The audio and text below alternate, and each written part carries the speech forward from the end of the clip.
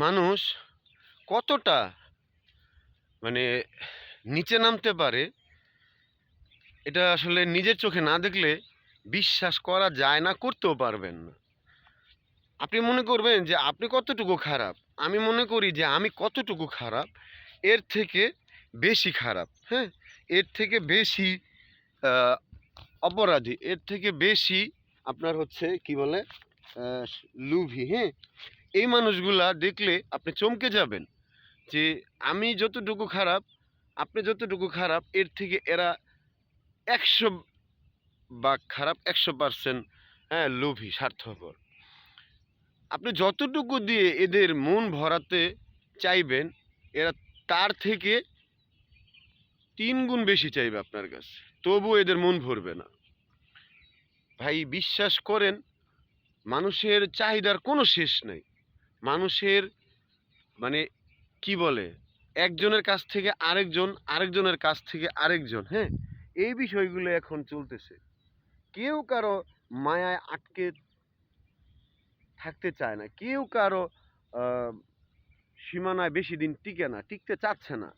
একটা আস্থার অভাব কিনা জানি না, বিশ্বাসের অভাব কিনা তাও জানি না, হ্যাঁ, মানে যে কি পরিমাণ ঘাটতি সেটাও জানি না। আপনি কল্পনা করতে পারবো না। আমার নিজের চোখে দেখা মানুষগুলা, যাদেরকে খুব ভালো জানি, যাদেরকে খুব ভালো জানতাম, যাদেরকে খুব সম্মান করতাম, রেসপেক্ট করতাম, হ্যাঁ, এরা আসলে চোখে আঙ্গুল দিয়েই দেখিয়ে দেয় যে আসলে তুমি যতটুকু ভালো জানো আমি কিন্তু তার থেকে বেশি খারাপ। আল্লাহ হয়তো এদের আমাদের কাছ থেকে সরিয়ে দেয়, বা আমার কাছ থেকে এদেরকে সরিয়ে দেয়, বা ওদের কাছ থেকে আমাকে সরিয়ে দেয়। হয়তো ওদের মনের ভাষণাটা আমি জানি না, বা আমার মনের ভাষণাটা ওরা জানে না, আল্লাহ পাক হয়তো জানে। এই জন্য হয়তো সম্পর্কগুলো বেশি দিন স্থায়িত্ব হয় না। আপনি কল্পনা করবেন কিনা জানি না যে মানুষগুলা কি পরিমাণ ইচ্ছা শক্তি নিয়ে এরা চলে, যে একজনের সাথে চলাচল করে আরেকজনের সাথে সুসম্পর্ক করা, একজনকে হতাশায় ডুবিয়ে আরেকজনকে ভালোবাসার সাগরে ভাসায়। মানে এই মানুষগুলার কি কখনো জীবনে আপ ডাউন হবে না? এই মানুষগুলার জীবনে কি কখনো পতন হয় না? হবে না? আমার চোখের একটা দেখা গল্প বলি, বাস্তবতা। সেটা হচ্ছে যে প্রায় 12-13 বছর একটা মানুষকে খুব ভালো জানি, ভালো দেখছি, ভালো শুনছি। সে মানুষ সে মানুষটার যে এত পরিমাণ ব্যস্ত, মানে বলার বাহিরে, যে কখনো মাথা উঁচু করে হাঁটে নাই, যে মানুষগুলা মনে করেন যে কখনো আহ, মানুষ সহ্য করে নাই, যে মানুষগুলা খুব ভিড় এড়িয়ে চলতো, সেই মানুষটাই এখন দেখি যে রাত 2টা 3টা পর্যন্ত ফোনে ব্যস্ত থাকে। হ্যাঁ, মজার গল্প বলতেছি, এরপরে আর একটা গল্প আছে, বলি।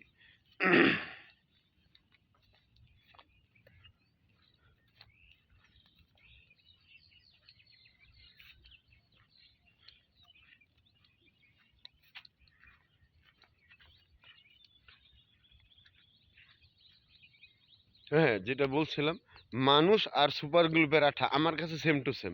আঠা শুকাইতে যতক্ষণ, এর কাজ শেষ। মানুষের স্বার্থসিদ্ধি হলে ঠিক মানুষ সরে যায়। যেটা বলতে চাচ্ছিলাম, যে এই যে 12-13 বছরের চেনা একটা মানুষ, সংসার আছে, বাচ্চা কাচ্চা থাকে, পরিবার থাকে, সব থাকে, টাকা পয়সা থাকে, ইনকাম করে, সব ইনকাম করে, কিন্তু সেই মানুষটা আহ, কোনো এক কারণে যদি অন্য কারো প্রেমে পড়তেই পারে বা পড়ে, সে সেটা কিভাবে মেনে নেওয়া যায়? সে কিরা কসম কেটে, হ্যাঁ, সে এত ভদ্রতা দেখিয়ে, এত পরিমাণ ভালো সেজে কি লাভ? সে তো একটা সময় ধরা খেয়েই গেল, বা ধরা পড়েই গেল।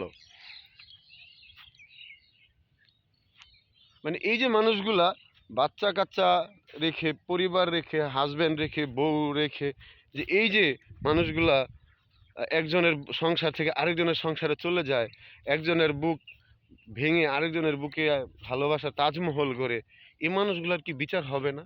এই মানুষগুলা কি কখনো অনুশোচনার আগুনে পুড়বে না? কোনো এক কারণে যদি কোনো পুলিশের সাথে সম্পর্ক করে, কোনো এক কারণে যদি কোনো উকিলের সাথে সম্পর্ক হয়, কোনো এক কারণে যদি কি বলে বড় বড় কর্মকর্তার সাথে সম্পর্ক হয়, তাহলে এই ঘর সংসার করে লাভ কি? এই স্বামী দিয়ে কি হবে? এই বউ দিয়েই বা কি করব? হ্যাঁ, বা এই বাচ্চা কাচ্চা দিয়ে কি হবে যদি আমার অনুপস্থিতিতে, হ্যাঁ, অন্য কাউকে দিয়ে চাহিদা মেটায়? তাহলে আমি তো একজন ব্যর্থ, বা আপনি একজন ব্যর্থ, তাই না? মানে কথাগুলো খুবই বাস্তব এবং খুব কষ্টদায়ক, কিন্তু এটাই চরম বাস্তবতা। খুব কাছ থেকে মানুষের কষ্টের কথাগুলো শুনি, বা ঘর সংসার ভাঙার গল্পগুলো শুনি বা দেখি। এই যে মানুষগুলা কখনো অনুতপ্ত হয় না। এরা আরো মানে চিন্তা করে যে আরো কিভাবে মানুষকে নিঃস্ব করা যায়, আরো কিভাবে মানুষের এর থেকে উম টাকা পয়সা খেয়ে তাকে ফকির বানানো যায়। দিন শেষে আপনি যখন ঘুমাবেন, আমি ঘুমাই তখন চিন্তা করি যে এই কাজটা করা হয়তো উচিত হয় নাই, তাকে সরি বলা উচিত। দিন শেষে কিন্তু ওই মানুষগুলো কখনোই ভাই সরি বলে না, বলবেও না। আপনার আরেকটা যেটা হচ্ছে, একজনের খুব নিকট মানুষ, তার গল্প শুনলাম, দেখলাম। তার সাথে প্রায় ৩-৪ মাস পরিচয় ফেসবুকে। সেও জানে না যে ওই মেয়ের দেশে বিয়ে শাদী হয়েছে কি না, বা বাচ্চা কাচ্চা আছে কিনা তাও জানে না। গ্রামের সহজ সরল মানুষ ধরেন। আহ, তো ওই মানুষগুলো তো বেশি একটা চালাকি চলাকি হয়তো জানে কিনা জানি না। তো এই মানুষের সাথে দীর্ঘ ৩ মাস ৬ মাস চলাফেরা, খাওয়া দাওয়া, ঘর সংসারের মতোই বলতে পারে। বিয়ে শাদী হয় নাই, কোনো খারাপ সম্পর্ক যায় নাই, যতটুকু ফ্রেন্ডলি সুসম্পর্ক রাখা উচিত, হ্যাঁ, ফ্রেন্ড হিসেবে রাখছে। কেনাকাটা, খাওয়া দাওয়া, এক জায়গায় গেলে হয়, হচ্ছে, হবে।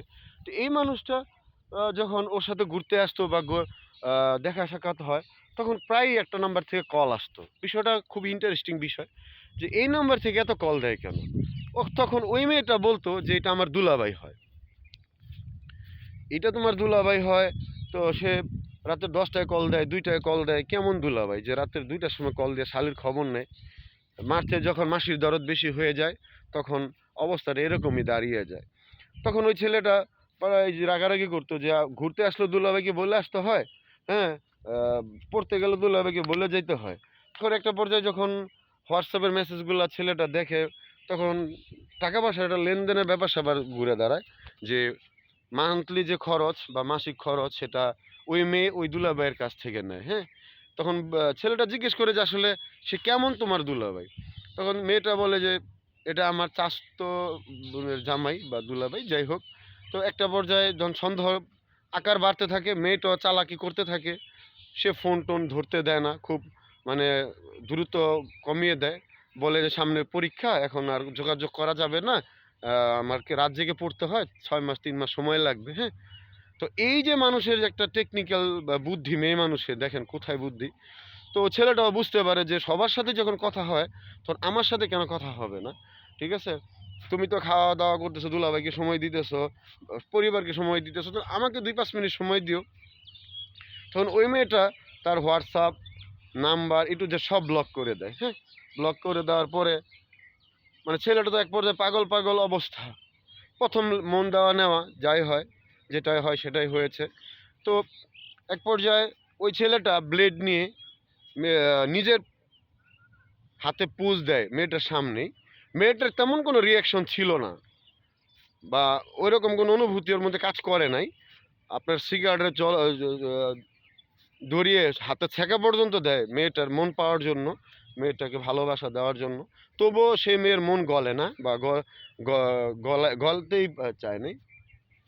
এরপরে ওই ছেলেটা প্রায় ঘুমের বড়ি খেয়েছে, বা 4-5টা কয়েকদিন, 15-20 দিন সে মানসিকভাবে অসুস্থ ছিল। তো এই যে দেখেন একটা মানুষকে একটা মানুষের পাওয়ার জন্য যে আকুতি, সেই আকুতিটা আসলে কিন্তু সবার মধ্যে কাজ করে না, বা সেই আকুতিটা কিন্তু ওই মানুষটার মধ্যে একটু ফিলিংস জাগায় নাই। এরপর হঠাৎ করে ওই মেয়েটা একদম টোটালি যোগাযোগ বন্ধ করে দেয় একটা দিন। খুব রাগারাগির পর ওই মেয়েটা স্বীকার করতে বাধ্য হয় যে আসলে ওইটা তার দুলাভাই ছিল না, ছিল বয়ফ্রেন্ড।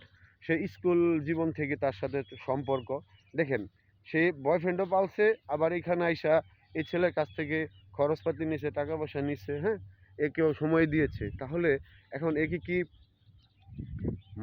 কি বলা চলে বা কি বলা যায়? হ্যাঁ, তার খাবার দাবার, তার পরনের কাপড় চোপড়, জুতা, মানে যা লাগে একটা মানুষের, তো ততটুকুই সে দিয়েছে। যখন সে তার পরিবেশ দেখলাম, অবস্থা দেখলাম, মানে চেহারা তো দেখাই যায় না, মাশাল্লাহ। এমন টেনশনে সে পড়ছে। আর হচ্ছে যাওয়ার তো হয়েছে, এই যে দেখেন ওই মেয়েটার কিন্তু সরি বলার বিন্দু পরিমাণ কোনো ইচ্ছা নাই বা হয় নাই। সে কিন্তু চাইলে ওই ছেলেটাকে বুঝিয়ে বলতে পারতো যে আমি কিন্তু এক জায়গায় এঙ্গেজ আছি, বা আমি কিন্তু একজনকে ভালোবাসি। তবে হ্যাঁ, এখানে আবার একটা মজার বিষয়, ওই ছেলেটাও কিন্তু একটা সময় মেয়েটাকে বলে দিয়েছে যে আমাদের সম্পর্কের মধ্যে কিন্তু কেউ একজন ফাটল ধরাবে। সেটাও কিন্তু মেয়েটা অস্বীকার করেছিল, কিন্তু একটা পর্যায়ে কিন্তু ধরাও খেয়ে গিয়েছে দেখেন। এরপর যখন ছেলেটার কাছ থেকে টাকা পয়সা খাওয়া শেষ, তখন টোটালি যোগাযোগ বন্ধ। ছেলে তো এক পর্যায়ে মানসিক রুগী, কান্নাকাটির অবস্থা, পড়াশোনা, ব্যবসা বাণিজ্য, চাকরি সবই তো 15-20 দিন লেগে গেছে ছেলেটার এই কষ্ট ভুলতে। নাম্বার টাম্বার মেয়েটার ওর ফেসবুক আইডি, হোয়াটসঅ্যাপ আইডি যা আছে, হ্যাঁ, নাম্বার টাম্বার সব ব্লক করে দিয়েছে। টাকা পয়সা খাওয়া শেষ হলে এই যে দেখেন মানুষগুলার যে হাতিয়ে নেওয়া ভদ্র পরিবেশে বা ভদ্র চেহারা নিয়ে, এই মানুষগুলা কখনো কি কষ্ট পাবে না? এই মানুষগুলা কি কখনো সরি বলবে না? কখনোই বলবে না। এই যে স্বামী রেখে, সন্তান রেখে অন্য পুরুষের সাথে মেলামেশা, টাকা পয়সা নেওয়া, হ্যাঁ, উপরে ভদ্র সাজা, কেউ কিছু বললে হ্যাঁ সেটা অস্বীকার করা, হ্যাঁ, কিরা কাটা, মানে এই যে আল্লাহর বিচার তো পৃথিবীতেই হবে সবারই, আগে হোক আর পরে হোক এদেরও বিচার হবে। এরা মানুষকে নিঃস্ব করে দেয়, এরা মানুষকে ফকির করে দেয়, এরা মানুষকে ধ্বংস করে দেয়, হ্যাঁ, এরা মানুষকে আশা দিয়ে অন্য কারোর সাথে সম্পর্ক করে, এদেরও কিন্তু বিচার হচ্ছে, হ্যাঁ। তো যাই হোক, এই যে কষ্টের কথাগুলো খুব কাছ থেকে দেখছি বিদায় আজকে শেয়ার করলাম। যে উপরে ফিটফাট, ভিতরে সদরঘাট, মানে একজনের হাত সবার পছন্দ হয় না, কারণ 12 জনের হাত ধরে যাদের পছন্দ তাদের একজনের হাত পছন্দ হবে না। যাদের এক বুকে ঘুমানোর অভ্যাস নাই তারা 12 বুক খুঁজবে। যারা এক ঠোঁটে আসক্ত না তারা 12 ঠোঁটের মর্মই বুঝবে। তো এই হচ্ছে অবস্থা। এরা আসলে একার না, একার কারো না, এরা সবার, হ্যাঁ। এদের অনেক চাহিদা, এদের শারীরিক চাহিদা, এদের মানসিক চাহিদা, এদের টাকার চাহিদা, হ্যাঁ, সব মিলে হচ্ছে এরা কি বলে 12 ভাতারিও বললে এদেরকে ফেল করা হবে, ঠিক আছে। তো যাই হোক, যদি কষ্ট দিয়ে থাকি, ভালো থাকবেন। দিন শেষে আসলে মানুষ কিন্তু মূলত একা, আর যারা স্বার্থপর এরা কিন্তু কখনো একা না, কারণ এদের সবাই থাকে, হ্যাঁ। এরা 4-5টা না 10টা করে এরা কিন্তু পুরুষের সাথে সম্পর্ক রাখে। সো এদের কোনো টেনশন হয় না। টেনশন হয় যারা একাকিত্ব মন দিয়ে ফেলে, যারা একজনকে বিশ্বাস করে, এরাই। তবে দিন শেষে নারীকে ভালোবাসা যাবে, নারীকে বিশ্বাস করা যাবে না। না হয় সম্রাট সালমান শাহর মতো হয়তো জীবনও দিতে হতে পারে। ভালো থাকেন।